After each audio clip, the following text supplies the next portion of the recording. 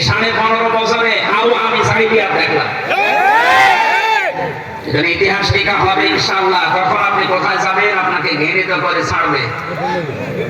বাদশাহ হাজ্জাজ বিন ইউসুফ এই লোকটার ইতিহাস পড়েছি, খুব জালেম ছিল। লোকজন এসে একদিন বলছে, বাদশাহ নামদার আপনার জন্য তো আমরা বাইরে যেতে পারি না, মানুষ শুধু গালি দেয়, আপনাকে জালেম। গালি দেয়। ছদ্মবেশ নিয়েছে একটা, দাড়ি মাড়ি লাগিয়ে বিশাল আশাল পোশাক পরে বাইরে গেছে, দেখি কে গালি দেয়। রাস্তায় বের হয়ে দেখছে একটা গ্রাম্য মানুষ, বোঝাই বেটা বাদশাহ হাজ্জাজ বিন ইউসুফ লোকটা কেমন, চুপ করে জালেম। কি কেমন জালেম, বারবার জালেম শুনে ওর কাছে মন খারাপ। রাগ হওয়ার পরে বলছে, বেটা আমার চেনো? বোঝো না আমি সে হাজ্জাজ। লোকটা চিন্তা করছে আমার তো মাথা থাকবে। ডাক দিয়ে বলছে, বাদশাহ আপনি আমার চেনেন না?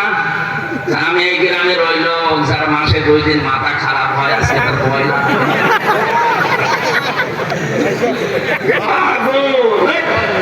কার কাছে জিজ্ঞাসা করবো? ওই দিন পাগল বলে বেঁচে গিয়েছে, আমরা ওই 15.5 বছর পাগল বলে বেঁচেছিলাম। হয়তো আমাদের অবস্থাও দেলাওয়ারের মতো করতো। আমাদের রিমান্ডে 10 দিনের ভেতরে মনে হয় 8 দিন জিজ্ঞাসা করেছে যে দেলাওয়ার সাথে ছবি, তার মানে তুমি ওই পর্যায়ে। সম্মানিত ভাইরা, ইতিহাস লেখা হবে। সেই কয়েকজনের কারণে এই দেশটা আজ রসাতলে চলে গেল। আপনি দেখবেন এদের নাম যত সুন্দর হোক, আল্লাহ ঘৃণিত করে ছেড়ে দেবে, এইটা ইতিহাস। কারণ ইতিহাসের কসম দিয়েছেন আল্লাহ, ওয়াল আসরি, ইতিহাসের কসম, এটা থাকবে, এটা নীরব সাক্ষী। হয়তো 100 বছর পরে এখানে আমরা কেউ থাকবো না, সব মাটির নিচে যাব। নতুন যারা আসবে, এই জমিন যারা চাষ করবে, তারা এই নামগুলো দেখে ঘৃণা ছড়াবে আর বরদোয়া করবে। কথা বলেন ঠিক কিনা? এই জন্য জ্ঞান অনুযায়ী যারা আমল করে না, বুঝতে হবে তাদের ইমানও সমস্যা আছে। কোরআনের আয়াত কি মিথ্যা হওয়ার মতো?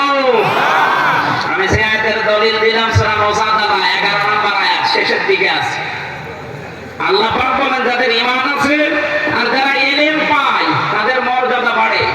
অথচ এই 200 মানুষের নাম বললাম, শুধু আরো আছে, বহু জ্ঞানী আছে, যারা শিক্ষিত আছে, তাদের জ্ঞান আছে, তাদের ঈমান আছে, আমরা দেখতে পাই। সুতরাং যাদের মর্যাদা দুনিয়া আখিরাতে বাড়ে না, বুঝতে হবে ঈমানও সমস্যা, ওর জ্ঞান অনুযায়ী আমল হচ্ছে না। আল্লাহ আমাদেরকে ওইরকম যেন না বানায়, বলেন আমিন। এই জন্য যারা আসলেন তাদের শ্রদ্ধা, সম্মান এবং দোয়া করছি, তাদের ঈমান এবং